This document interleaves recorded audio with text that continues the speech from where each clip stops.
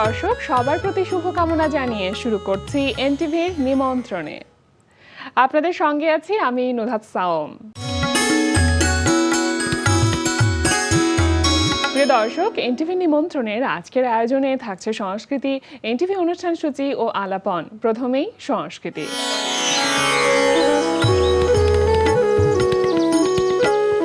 লালমাটির কলাকেন্দ্রে অনুষ্ঠিত হচ্ছে আন্তঃস্রোত শিরোনামে ভাস্কর সুমন বর্মনের ভাস্কর্য প্রদর্শনী। প্রতিদিন বিকেল 4টা থেকে রাত 8টা এই সময় প্রদর্শনী চলবে 31 আগস্ট পর্যন্ত। ঢাকা বিশ্ববিদ্যালয়ের ফ্যাকাল্টি অফ ফাইন আর্টসের 1999 ও 98 ব্যাচের শিক্ষার্থীদের অংশগ্রহণে ধানমন্ডি শফিউদ্দিন শিল্পালয়ে অনুষ্ঠিত হচ্ছে দ্বিতীয় দলীয় চিত্রকলা প্রদর্শনী আর্ট বিয়ন্ড বর্ডার্স। প্রদর্শনী চলবে 17 আগস্ট পর্যন্ত। ধানমন্ডি আলিয়াস প্রসেস দ্য ঢাকায় অনুষ্ঠিত হচ্ছে bridging horizons Singapore Bangladesh painting exhibition. প্রতিদিন বিকেল 3টা থেকে রাত 9টা এই সময় প্রদর্শনী চলবে 19 আগস্ট পর্যন্ত। এবার এনটিভি অনুষ্ঠান সূচি। এবার জানিয়ে দিচ্ছি এনটিভির আজ রাতের বিশেষ বিশেষ অনুষ্ঠানগুলির সময়সূচি। সন্ধ্যা 6টা 15 থাকছে সমসাময়িক বিষয় নিয়ে অনুষ্ঠান সংলাপ প্রতিদিন।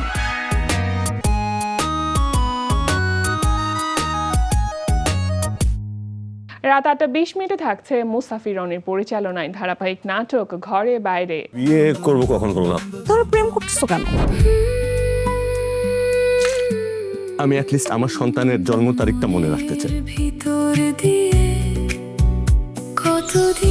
ওদেরকে ব্যাংকগ্রাফট না করা পর্যন্ত আমি ছাড়ছি না।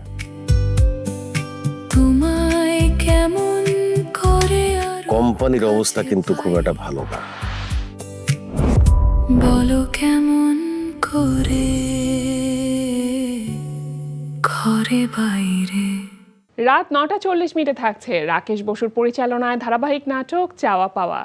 জীবন জুড়ে এমনই গান গাওয়া,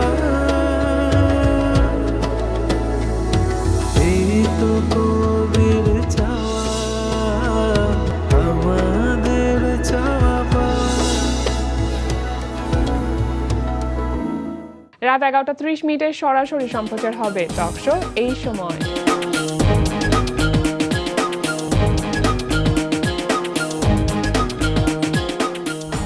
এই ছিল এনটিভির আজ রাতের বিশেষ বিশেষ অনুষ্ঠানগুলির সময়সূচি। এবার আলাপন। প্রিয় দর্শক, আমাদের আলাপনের আজকের অতিথি উন্নয়ন কর্মী ও মানবিক সহায়তা পেশাজীবী ওবায়দুল ইসলাম মুন্না। শুভ সকাল। শুভ সকাল। কেমন আছেন ভাইয়া? আমি ভালো আছি, আশা করি আপনিও ভালো আছেন। জি, আমিও ভালো আছি। মানুষের ভালো থাকা নিয়েই আপনি কাজ করছেন আসলে। আমরা কাজ করছি, জি। হ্যাঁ, সেটা একটা অন্যরকম ভালো লাগা দেয় প্রতিটা মানুষের জন্য। যখন আপনি দেখবেন যে সামনের মানুষটা ভালো আছে বা তার মন ভালো করবার জন্য আপনার একটা অবদান আছে, সেটা নিঃসন্দেহে একটা স্যাটিসফ্যাকশন দেয়। 24 বছরেরও বেশি সময় ধরে আপনি আসলে এই সেক্টরটা নিয়ে কাজ করছেন। একটি বিষয় আমি মেনশন করতে চাইবো, সেটা হচ্ছে থেরাপিউটিক থিয়েটার বা প্লেব্যাক, এই জায়গাটা নিয়ে আপনি কাজ করছেন। একটু যদি ছোট্ট করে ভেঙে বুঝিয়ে বলতেন যে মূলত আসলে বিষয়টি কি।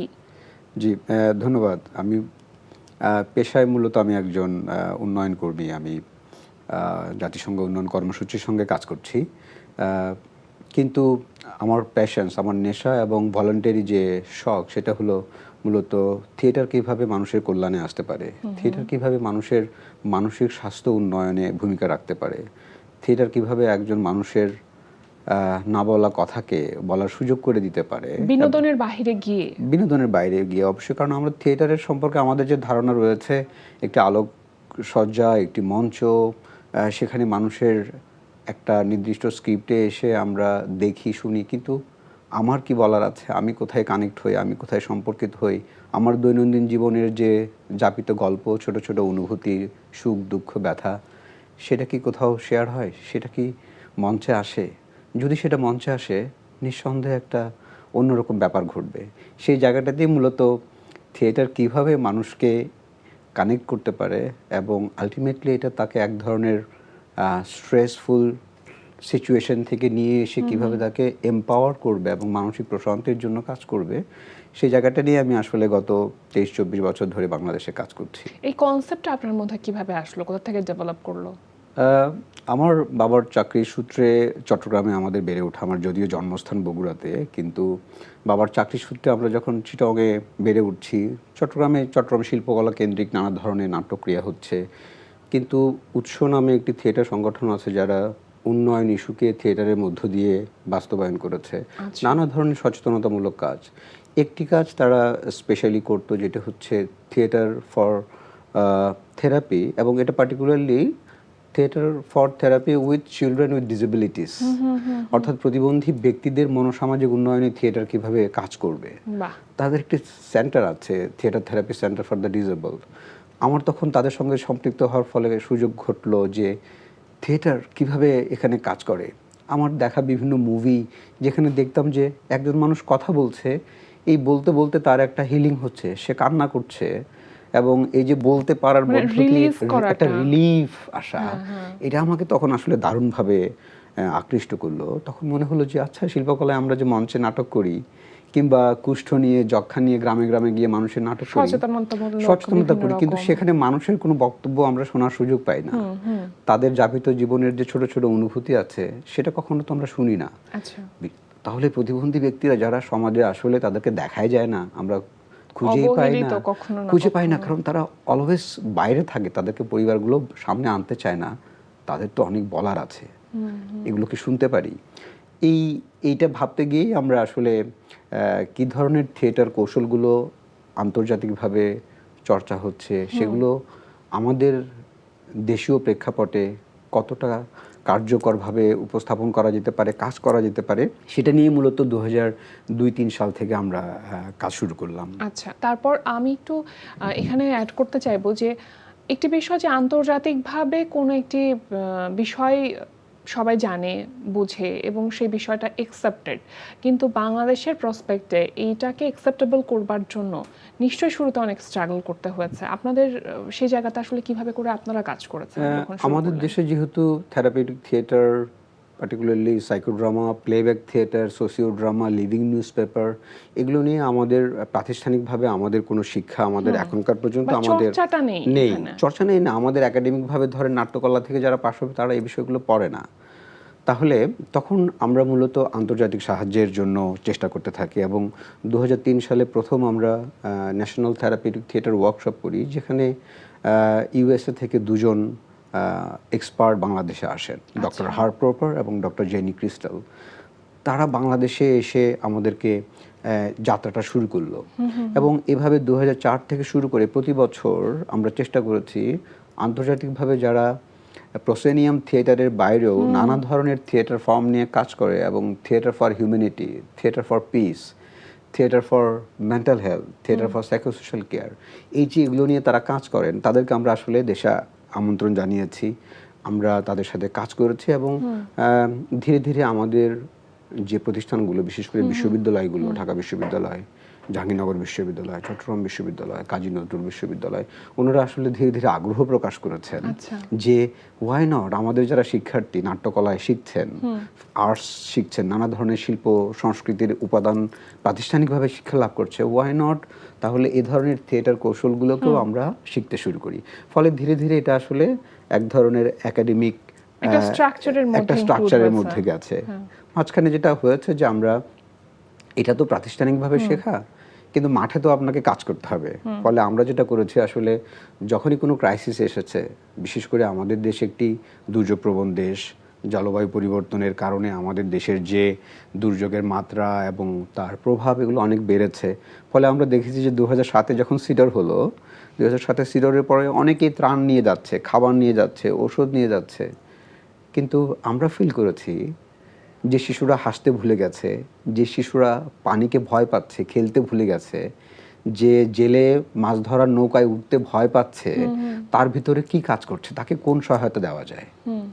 এবং থিয়েটার এমন একটি কৌশল যেখানে মানুষ থিয়েটারের মধ্যে যখন সম্পৃক্ত হয়, তার যে স্বতঃস্ফূর্ততা, তার যে সৃজনশীলতা, এগুলোর মধ্য দিয়ে সে যখন বলে যে সে যখন কোনো অ্যাক্টিভিটি করে, মানুষ তখন আসলে নিজের ভিতরে একটা পরিবর্তন অনুভব করে। এবং আমরা সিডোর থেকে শুরু করলাম যে থিয়েটার কিভাবে সাইকোসোশ্যাল কেয়ার সাপোর্টের জন্য কাজ করবে। আচ্ছা, সিডোরের পরবর্তী জি। সময় তো আরো বেশ কিছু ইভেন্টে আপনারা এই ধরনের অ্যাক্টিভিটিস গুলো করেছেন এবং সাকসেসফুলি সেটা করতে পেরেছেন। একটু যদি উল্লেখ করতে চাই যে 2007-এর ঘূর্ণিঝড়, সিডোর পরবর্তী সময়ে 2009 সালের ঘূর্ণিঝড়, 2013 সালে রানা প্লাজা দুর্ঘটনার পরবর্তী সময়টা, 2013 সালে মিরসরাইয়ের সড়ক দুর্ঘটনায় নিহত শিক্ষার্থীদের পরিবার এবং সহপাঠীদের মনোসামাজিক যে অবস্থার উন্নয়ন, সেই জায়গাতে আপনার কাজ করেছেন। আমার কাছে মনে হয় যে 2019 বা 20 সালের দিকে যে কোভিড পরবর্তী সময়টাতে সেটাও একটা গুরুত্বপূর্ণ ভূমিকা পালন করেছে।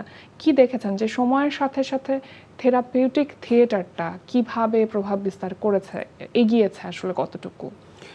থেরাপিউটিক থিয়েটার এটা খুবই থিয়েটার সবসময় পাওয়ারফুল, যে কোনো থিয়েটারই পাওয়ারফুল, Definitely. কিন্তু এর প্রয়োগ এবং প্রয়োগ পদ্ধতি আপনি কিভাবে নির্ধারণ করলেন এবং কোন উদ্দেশ্যে করলেন সেটা নির্ভর করে আপনি যে আসলে এই থিয়েটার দিয়ে আলটিমেটলি কোথায় রিচ করতে চান। যেমন আপনি যে ইভেন্টগুলোর কথা বললেন, এগুলো আমাদের দেশে এক ধরনের জাতীয় দুর্যোগের মতো ভয়াবহ একটা প্রভাব ফেলেছে তার সোসাইটিতে, একটা পরিবারে। কিন্তু সেই পরিবারের গল্প আমরা দুই একদিন পত্রিকায় দেখেছি, খবরে দেখেছি, কিন্তু সেই পরিবারগুলোর, সেই মানুষগুলোর লাইফটাকে আবার আপলিফট করা, সেখান থেকে তাকে নতুন করে আবার শুরু নতুন করে মানে তার প্রেরণা কোথায়, তার কথাগুলো শোনা, সে কি কাউকে জড়িয়ে ধরে কান্না করতে পেরেছে, সেটাই। তার ভাবটাকে সে প্রকাশ করতে পেরেছে। এই যে থিয়েটার সেখানে সুযোগ করে দেয়, এবং আপনাকে যখন আমি শুনছি, আপনার গল্পগুলো আমি শুনছি, এবং শুনতে শুনতেই আমি যখন আপনার সেই গল্পটাকে মঞ্চে তাৎক্ষণিকভাবে উপস্থাপন করছি, এই যে ইন্টারাকশনটা হচ্ছে, আপনার গল্প তার সঙ্গে আপনার মনোজাগতিক যে অবস্থা, আচ্ছা। তার যে ইন্টারাকশনটা হলো, এবং এটার ফলে মঞ্চে যখন একটা সৃজনশীল উপস্থাপনা হয়, শিল্প সেখানে অনেক বেশি থেরাপি নিয়ে আসে, শিল্প সেখানে অনেক বেশি কানেকশন নিয়ে আসে, কানেক্টিভিটি তৈরি করে, বোথ মানুষের মেন্টাল, ফিজিক্যাল এবং তার সোসাইটির সঙ্গে তার সম্পর্কটাকে আরো বলিষ্ঠ করে, ঘনিষ্ঠ করে। ফলে এই জায়গায় আমরা দেখেছি যে বাংলাদেশে ইভেন 2017 সালের রাঙামাটিতে যখন প্রলয়ঙ্করী ভূমিধস হলো, সেখানে যারা শেল্টারে আশ্রয় নিয়েছে, তাদের খুবই ছোট ছোট কিছু অভিযোগ, ছোট ছোট কিছু কথা, তাদের স্বজন হারানোর বেদনা, তার ঘরটা ভেঙে গেছে, এই মানুষগুলোর সঙ্গে যখন আমরা কথা বলতে গেছি, সে যখন বলার সুযোগ পেয়েছে, 1.5 ঘন্টা 2 ঘন্টার একটা সেশনের মধ্য দিয়ে তার যে মানসিক অবস্থার কিছুটা পরিবর্তন হয়েছে, এবং তার কিছু অভিযোগ, তার জন্য আরো কিছু করণীয় কথা সে বলতে পেরেছে। আমরা প্রশাসনের কাছে সেগুলো কনভে করেছি যে দেখুন, মানুষগুলো আছে, কিন্তু তাদের আরো কিছু বক্তব্য আছে। থিয়েটার সে সুযোগটা করে দিয়েছে তাদের বক্তব্যগুলো শুনবার এই যে জন্য। 1.5 ঘন্টা ধরে একটি মানুষ তার নিজের কথা বলছে, তারা কি আসলেই নিজেকে ওপেন আপ করতে চায়? শুরুতে কি জড়তা কাজ করে না? এটি ভালো বলেছেন। আসলে এই ধরনের থিয়েটারে যেটা হয় যে কনফিডেন্সিয়ালিটি, অর্থাৎ গোপনীয়তা, এবং আপনি কিভাবে একটি স্পেস তৈরি করলেন, জায়গা তৈরি করলেন, যেখানে একজন মানুষ সাবলীলভাবে নিজের কথাগুলো নিশ্চিন্তে বলবার, তার ব্যক্তিগত জীবনের গল্পটা আপনাকে বলবে। কারণ এটা আমাদের মতো একটি দেশে কারো ব্যক্তিগত গোপনীয়তা, কারো নিজস্বতা নিয়ে আমরা সবসময় যে খুবই সম্মানজনকভাবে সেটাকে গ্রহণ করি তা নয়। ফলে আমাদের মতো থিয়েটার দলগুলোর জন্য, বিশেষ করে প্লেব্যাক থিয়েটারের কথাই আমি বলবো, আমরা চেষ্টা করি এমন একটি স্পেস ক্রিয়েট করতে এবং একটা পরিবেশ তৈরি করতে, যেখানে যারা দর্শক আসেন, এ গ্রুপ অফ পিপল, যাদের মধ্য থেকে যারা গল্প বলবেন, শুনবেন, তাদের জন্য যেন নিরাপত্তা, তার শারীরিক এবং মানসিক নিরাপত্তা, এবং তাকে যেন একটা স্পেস দেওয়া যায় যেখানে সে স্বতঃস্ফূর্তভাবে নন জাজমেন্টাল একটা জায়গা থেকে। খুবই খুবই গুরুত্বপূর্ণ নন জাজমেন্টাল হওয়াটা। সো এগুলো আমরা নিশ্চিত করি আসলে এই সেশনগুলো কন্ডাক্ট করি, কারণ আমি কারো ভালো করতে গিয়ে কারো ক্ষতি করতে পারি না। থেরাপিউটিক থিয়েটার এর খুবই বেসিক প্রিন্সিপাল হচ্ছে নো হার্ম টু এনিওয়ান। আচ্ছা, প্লেব্যাক থিয়েটারটা কেমন, মানে সেটা কিভাবে হয়? ভালো বলেছেন। Playback theatre one of the theatre globally, যেটা মূলত আসলে এক ধরনের ওরাল স্টোরি টেলিং যে রিচুয়াল গ্লোবালি বিভিন্ন দেশে আছে, এবং প্লেব্যাক থিয়েটার হচ্ছে যে এখন যারা বসে আছে তাদের মধ্য থেকে কেউ কথা বলছেন, তার একটা অনুভূতির কথা বলছেন, তার একটা অভিজ্ঞতার কথা বলছেন, যেটা একান্ত তার নিজস্ব ব্যক্তিগত। এই গল্পটাকে তাৎক্ষণিকভাবে একদল অভিনেতা, একজন মিউজিশিয়ান একজন সঞ্চালক বা কন্ডাক্টর আচ্ছা তার গল্পটাকে তাৎক্ষণিক ইম্প্রোভাইজ করে তার সামনে উপস্থাপন করছেন, এটাই প্লেব্যাক থিয়েটার। কিন্তু এখানে যে বিষয়টা কাজ করে, কেন উনি বলতে এসছেন, আমরা মূলত এখানে বিভিন্ন থিম বা বিভিন্ন বিষয়কে কেন্দ্র করে আমরা এই ধরনের প্লেব্যাক থিয়েটারের আয়োজন করি। সেটা not only always very serious যে কেউ ট্রমাটাইজড তার সাথেই প্লেব্যাক হচ্ছে, আচ্ছা। এটা খুবই কখনো কখনো সিম্পল, কখনো সেলিব্রেশন, আচ্ছা। সাচ একটা বার্থডে পার্টি, আচ্ছা একটা ঈদের পরের দিন আপনার ফ্রেন্ডসরা, পরিবারের সদস্যরা এসছেন পরিবারে, সেখানে ঈদের যে ছোটবেলার অভিজ্ঞতা, এখনকার অভিজ্ঞতা, এই গল্পগুলো কেউ শেয়ার করছে, বলছে, আমরা বলি সাধারণত, কিন্তু সেগুলোকেই আপনি একটু কাঠামোগতভাবে কিভাবে উপস্থাপন করছেন নাট্যিক আঙ্গিকে, প্লেব্যাক সেটাই। আমরা 2007-8 সালের দিকে আমরা যখন আনুষ্ঠানিকভাবে প্লেব্যাক গ্রুপগুলো আমরা কাজ করা শুরু করলাম ঢাকায়, চট্টগ্রামে, আমরা দেখেছি যে বিভিন্ন গ্রুপ, বিশেষ করে নারীরা, শিশুরা, প্রতিবন্ধী ব্যক্তিরা, যারা সমাজে তুলনামূলকভাবে কম বলতে পারে, তাদের কথা কম শুনে, তারা অনেক বেশি আগ্রহী এই ধরনের সেশনগুলোতে তাদেরকে উপস্থাপন বাহ, করতে। বাহ, দারুণ দারুণ একটি ব্যাপার আপনারা আসলে ঘটিয়েছেন বাংলাদেশে। প্রতিবন্ধী যারা রয়েছেন তাদের কাছ থেকে কথা বের করা, তাদের গল্পগুলো জানা, তাদের অনুভূতিগুলো জানা, এটা তো আরো বেশি কঠিন। সেই জায়গাটাতে কিভাবে কাজ করেছেন? অনেক বেশি কঠিন। প্রতিবন্ধী ব্যক্তিদের নানান ধরনের ধরন আছে। কারো দেখবার ক্ষেত্রে সীমাবদ্ধতা রয়েছে, শুনবার ক্ষেত্রে নানা ধরনের প্রতিবন্ধিতা রয়েছে। ফলে আমরা যারা এই ধরনের থিয়েটারের সাথে সম্পৃক্ত হই, আমরা শুধুমাত্র থিয়েটারের কৌশলগুলোই শিখি না বা বুঝি না, আমরা এটাও বুঝতে চেষ্টা করি আমাদের সমাজ বাস্তবতা কেমন, আমাদের চারপাশে মানুষদের বৈচিত্র্যতা কত রকমের মানুষ আছে, এবং একজন প্রতিবন্ধী ব্যক্তি তার যে সমাজ জীবন, তার যে পরিবার, তার যে অর্থনীতি, তার যে সংগ্রাম, তার টিকে থাকার, তার অস্তিত্বকে টিকে রাখবার যে নিরলস সংগ্রামটা সে করে, সেগুলোকে আমরা বোঝার চেষ্টা করি। ফলে আমরা চেষ্টা করি যে থিয়েটারের কোন ফর্মটা কোন ধরনের প্রতিবন্ধী ব্যক্তির জন্য খুবই উপযোগী। যেমন আমরা মঞ্চে থিয়েটার করছি, আমাদের এক্সপ্রেশন খুবই ইম্পর্টেন্ট থিয়েটারের ক্ষেত্রে, কিন্তু একবার ভাবুন যে একজন দৃষ্টি প্রতিবন্ধী ব্যক্তি, তিনি তো আপনার এক্সপ্রেশন দেখতে পাচ্ছেন না। তাহলে উনি যে গল্পটা বলেছেন যে সকালবেলা ওনার পরিবারে যখন সকাল হলো, ওনার মা রান্নাঘরে খুটখাট করছে, কাঁসার চামচ প্লেটের সঙ্গে লেগে একটা শব্দ হচ্ছে, এটা উনি শুনতে পাচ্ছেন। গরুর ডাক শুনে উনি বুঝছেন যে গরুদেরকে নিয়ে মানুষ বাইরে যাচ্ছে, কৃষকরা ছুটছে।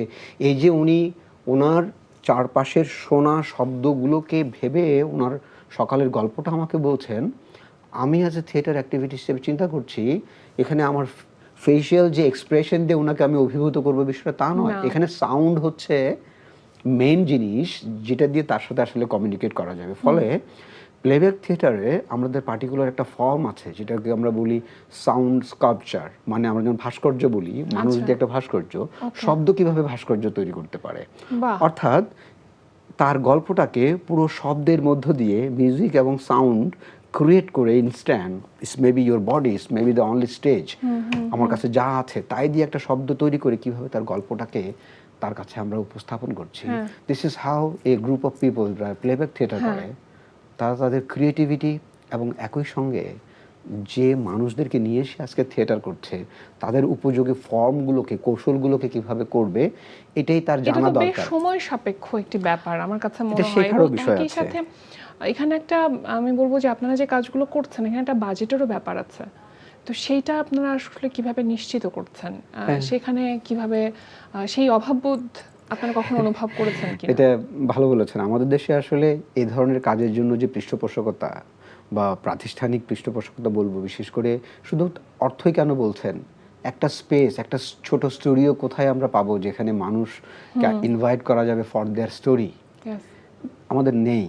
আমরা এখানে সবাই ভলান্টারি করি, জীবিকার প্রয়োজনে আমাদেরকে নানা দিকে ছুটতে হয়, নানা জায়গায় যেতে হয়, কিন্তু এই ধরনের স্বেচ্ছায় থিয়েটার, যে থিয়েটার মূলত মানুষের মানবিক কল্যাণে কিংবা মানুষের সুখ দুঃখের সঙ্গে সরাসরি জড়িত, সেগুলোর জন্য পৃষ্ঠপোষকতা আমাদের এখন পর্যন্ত নেই। আমরা এই পর্যন্ত ভলান্টারি কাজ করে এসেছি, চিটাগংয়ে উৎস নামের যে অর্গানাইজেশনটার কথা বললাম, তারা কিছু ডোনারদের কাছ থেকে কিছু ফান্ড ব্যবস্থা করেছিল। আমরা স্কুলের শিক্ষার্থীদের যে ইফটিজিং বা তাদের ডেইলি লাইফের যে অর্ডসগুলো টিনেজারদের বিশেষ করে, সেগুলো ডিল করার জন্য আমরা চট্টগ্রামের প্রায় 70টার মতো স্কুলে আমরা প্রায় 30,000-এর বেশি শিক্ষার্থীদের সাথে এই প্লেব্যাক থিয়েটার সেশন করেছি, টু লিসনিং দ্যাম। তারা যেন তাদের কথাগুলো বলতে পারে, তারা কি ধরনের পরিস্থিতির মুখোমুখি হয়, এবং আমরা বলে সেগুলো প্রশাসনকে কনভে করেছি। দ্যাটস দ্য রিয়েল সিচুয়েশন, যে একজন শিক্ষার্থী একটা নিরাপদ পরিবেশ না পেলে তার শিক্ষায় এবং এখানে আরেকটু যোগ করব আমি যে একজন স্কিলড পারসন যে পুরো সেশনটা কন্ডাক্ট করছেন, তাকে তৈরি করতেও তো আসলে একটা নির্দিষ্ট সময় লাগে, তারও আসলে কিছু ট্রেনিং লাগে, সেটা ন্যাশনাল হোক ইন্টারন্যাশনাল হোক, সেই জায়গাগুলো যেন তৈরি হয় এবং পৃষ্ঠপোষকতার জায়গাটা যেন আপনারা বিভিন্ন জায়গা থেকে পান, সেই প্রত্যাশা করছি। ভালো কাজের জন্য সবসময় ভালো প্রত্যাশা থাকে। অনেক অনেক শুভকামনা রইল আজকে আমাদের আয়োজনে আসবার জন্য, আপনাকে বিশেষভাবে ধন্যবাদ।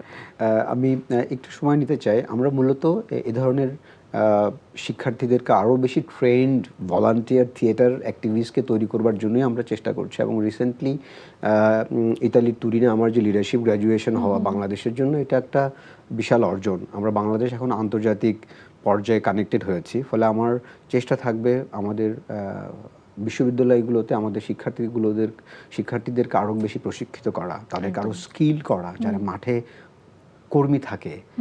মানুষের সঙ্গে আমাদের যোগাযোগ তৈরি হওয়াটা খুব জরুরি, কারণ আমরা গল্পের মধ্য দিয়েই বেঁচে থাকি। বাহ, দারুণ বললেন। খুব ভালো থাকবেন সবসময়। জি, আপনাকেও ধন্যবাদ, এনটিভিকে ধন্যবাদ আমাকে আমন্ত্রণ জানাবার জন্য। প্রিয় দর্শক, আমরা চলে এসেছি অনুষ্ঠানের শেষ প্রান্তে। অনুষ্ঠান সম্পর্কে আপনার মতামত জানাতে মেইল করুন এনটিভি নিমন্ত্রণ @ntvbd.com। বিশ্বের যে কোনো প্রান্ত থেকে যে কোনো সময় এনটিভি নিমন্ত্রণে দেখতে ভিজিট করুন আমাদের পূর্ণাঙ্গ ওয়েব পোর্টাল www.ntvbd.com। এছাড়া এনটিভি সব জনপ্রিয় অনুষ্ঠান ও খবরের আপডেট পেতে ভিজিট করুন আমাদের ইউটিউব চ্যানেল ও ভেরিফাইড ফেসবুক পেজে। সবার মঙ্গল কামনায় আজকের মতো এখানেই শেষ করছি। সবাই ভালো থাকুন, সুস্থ থাকুন, সুন্দর হোক আপনার প্রতিটি মুহূর্ত।